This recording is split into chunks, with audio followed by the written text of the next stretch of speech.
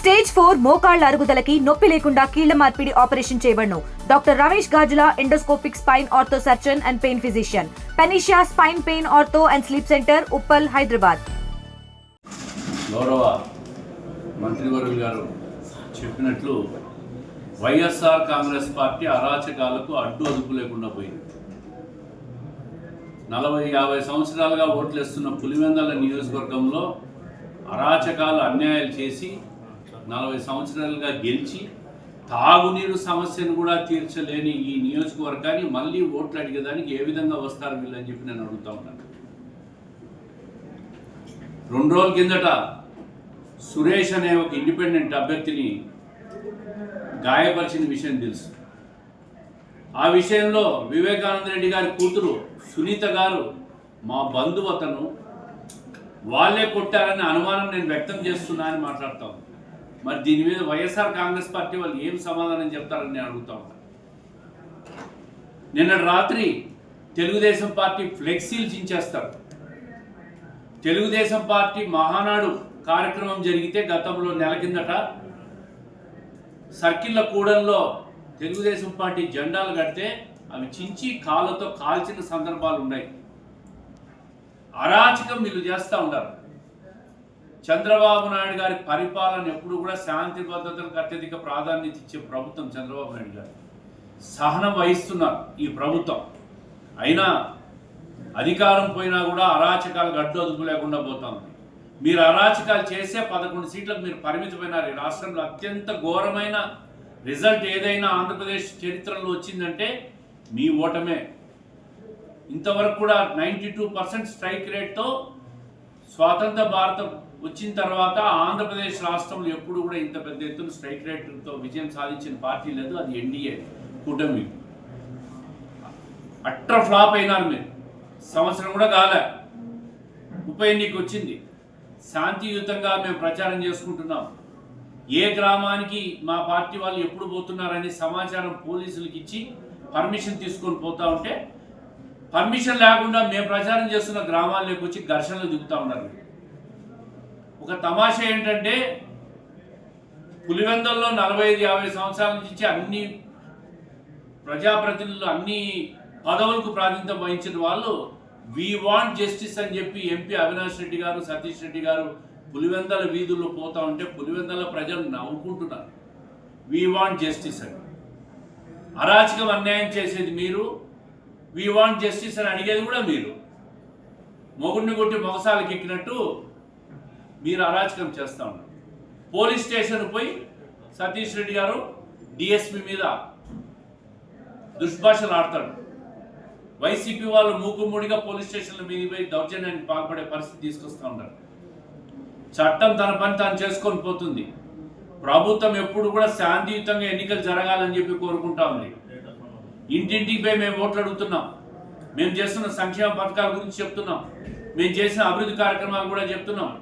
ఇన్ని సంవత్సరాలు మీరు అధికారంలో ఉండి చిన్న ఎర్రబల్లి చెరువుకు నీళ్ళు ఇవ్వలేక చిన్న సమస్య కూడా సాల్వ్ చేయకపోతే ఈరోజు నల్లపరెడ్డిపల్లి ప్రజలందరూ కూడా మా చెరువుకు నీళ్ళు ఇచ్చే ఏర్పాటు చేశారని చెప్పి తెలుగుదేశం పార్టీ మీద హర్షం వ్యక్తం చేస్తూ ఉంటాం.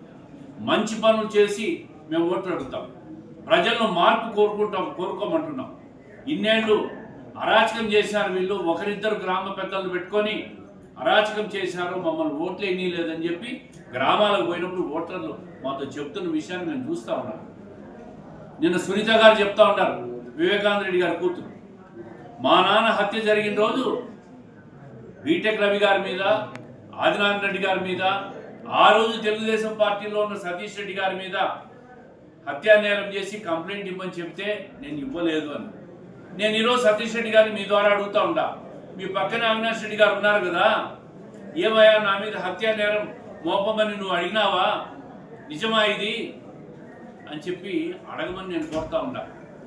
అరాచకం చేసేది వీళ్ళు, నెపం ఇంకొకరి మీద వేసేది వాళ్ళు, ఫ్లెక్సీలు చించేది వాళ్ళు, బురద వేసేది ఇంకొకరి మీద, గొడవలు చేసేది వాళ్ళు, కేసులు మా మీద పెడతారు.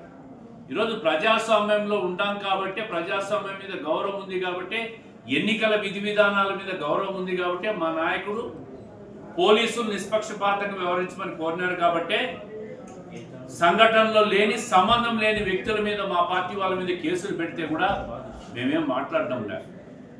11 నామినేషన్లు పడ్డాయి.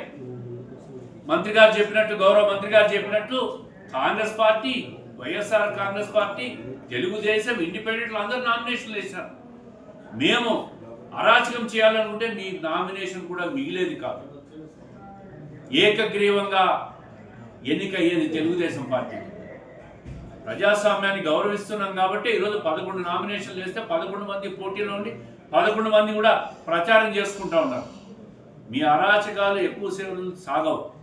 ఈరోజు మీరు save democracy, we want justice అని పులివెందల వీధుల్లో మీరు తిరుగుతున్నారంటే మీ పరిస్థితి ఏ విధంగా తయారైందో, ప్రజల నుంచి మీ మీద ఎంత వ్యతిరేకత ఉందో దీన్ని బట్టి అర్థమవుతోంది. ఎట్టి పరిస్థితుల్లో ప్రజలు తెలుగుదేశం పార్టీ అభ్యర్థికి, కూటమి అభ్యర్థికి పట్టం కట్టబోతున్నారు. లతారెడ్డి గారు గెలవబోతున్నారు, అత్యధిక మెజార్టీతో గెలవబోతున్నారు. ఈ రాష్ట్రం చూడబోతా ఉంది. రాష్ట్రం అంతా ఓడిపోయినారు. పులివెందల్లో కూడా వైఎస్ఆర్ కాంగ్రెస్ పార్టీ అభ్యర్థి జగన్మోహన్ రెడ్డి గారు అభ్యర్థి ఓడిపోతున్నారనే విషయాన్ని ప్రజల్లోకి పోతా ఉంది. కాబట్టి అక్కసుతో, అరాచకంతో, గొడవలతో, పోలీస్ స్టేషన్ల మీదకి పోయి పోలీస్ అధికారుల మీద దుర్భాషలు ఆడటం, ఫ్రస్ట్రేషన్తో మీరు చేస్తున్న విషయాన్ని కూడా ప్రజలందరూ గమనిస్తూ ఉంటారు. పులివెందల ప్రజలందరూ కూడా ఇప్పుడు ఒకటే మాట్లాడుకుంటున్నారు. ఇన్ని రోజులకు వీళ్ళకి టిట్ ఫర్ టాట్ జరిగింది, తెలుగుదేశం పార్టీకి ఓటేసే అవకాశం మాకు వచ్చింది, మేము తప్పకుండా వేస్తామని ఇంట్లోకి తీసుకుపోయి మా వాళ్ళు ప్రచారం పోయినప్పుడు చెప్తున్న విషయాలన్నీ కూడా దయచేసి మీడియా సోదరులు కూడా వీడియో కవరేజ్ చేయండి. వాళ్ళకన్నా అర్థమైపోతుంది. తెలుగుదేశం పార్టీ ఎన్నిక పులివెందల జెడ్పీటీసీని కైవసం చేసుకోబోతున్నా, దీంట్లో ఎటువంటి అనుమానం లేదు. ప్రజలు మాకు పట్టం కడుతున్నారు. అన్యాయంగా, అక్రమంగా మేము అదే డిఐజీ గారి స్టేట్మెంట్ చూసింటారు. మేము మాకు పర్మిషన్ తీసుకొని నల్గొండ వాళ్ళ పల్లెకి పోయి ప్రచారం చేస్తా ఉన్నాం. వాళ్ళు పర్మిషన్ లేకుండా గ్రామంలోకి ప్రవేశించినారు. 2 పార్టీలను కూడా ఒక గ్రామానికి ఒకరు పోతే ఇంకొక గ్రామానికి ఒకరిని అలౌ చేస్తూ ఉంది పోలీసులు. శాంతియుతంగా ప్రచారం జరగాలి. వాళ్ళకు పర్మిషన్ లేకుండా గ్రామానికి వచ్చి మాకు ఎదురుపడి మా మీదే మీరు పులివెందల్లో పోటీ చేసి అంత సత్తా ఉంది అని చెప్పి రెచ్చగొట్టే మాటలు మాట్లాడినారు. కాబట్టి అక్కడ ఘర్షణ వాతావరణం వచ్చింది. లేకపోతే వాళ్ళ గ్రామానికి రాకుండా ఘర్షణ వచ్చేది కాదు. వాళ్ళకి అక్కసు బయలుదేరింది. పులివెందల్లో పోటీ చేసి సీన్ ఉందా వీళ్ళకని. పులివెందల్లో కాదు, ఎక్కడైనా పోటీ చేస్తాం. జగన్మోహన్ రెడ్డి గారు మాకు ఎక్కడ కుప్పం ఫార్మ్, వాళ్ళు వైనాట్ 175 అన్నారు. మేము ఎక్కడ ఏం మాట్లాడలేబద్ధంగా మేము పని చేసాం. మాకు ఓటేయండి, అభివృద్ధికి సహకరించండి అని ఇంటింటికి వెళ్ళి అడిగేమే తప్ప మేము ఎలాంటి వైనాట్ 175 అనలేదు, వైనాట్ కుప్పం అని మేమేం అనలేదండి. ఖచ్చితంగా పులివెంద ప్రజలు మేము ఇస్తున్న సంక్షేమ పథకాలు, ఈ రాష్ట్రాన్ని అభివృద్ధిలో తీసుకుపోతున్న చంద్రబాబు నాయుడు గారికి ఓటేస్తే మేము, ఎందుకంటే ఈ సంవత్సరంలోనే అనేక ఫలితాలు పొందాం, అనేక లాభాలు, పిల్లలకు ఉద్యోగాలు వస్తున్నాయి. కాబట్టి అభివృద్ధికి సహకరిస్తున్నారు. వాళ్ళకు భయం పుట్టుకొని వాళ్ళంతా వాళ్ళే రెచ్చగొట్టి గవర్నర్ గారికి వెళ్ళి ఒక సంవత్సరంగా వైసీపీ పార్టీ ప్రజల్ని ఏ విధంగా, వాళ్ళ కార్యకర్తలు ఏ విధంగా రెచ్చగొడుతుందో మనం అంతా చూస్తున్నాం. ముఖ్యమంత్రిగా పనిచేసిన జగన్మోహన్ రెడ్డి గారు రబరబ అంటారు, ప్రసన్న కుమార్ రెడ్డి గారు మహిళలను అసభ్యకరంగా మాట్లాడతారు, అవినాష్ రెడ్డి గారు ఒకరు మాట్లాడుతున్నారు. నిన్న మళ్ళా వాళ్ళ కిడ్నీలు చంపి కిడ్నీలు పార్సల్ చేస్తామంటున్నారు. వీళ్ళు డైవర్షన్ పాలిటిక్స్ చేస్తున్నారు. ఫ్రమ్ ది బిగినింగ్ నుంచి డైవర్షన్ పాలిటిక్స్. వివేకానంద రెడ్డి గారి హత్య ఏ విధంగా జరిగిందో పులివెందుల ప్రజలు ఇప్పటికీ మర్చిపోలేదు.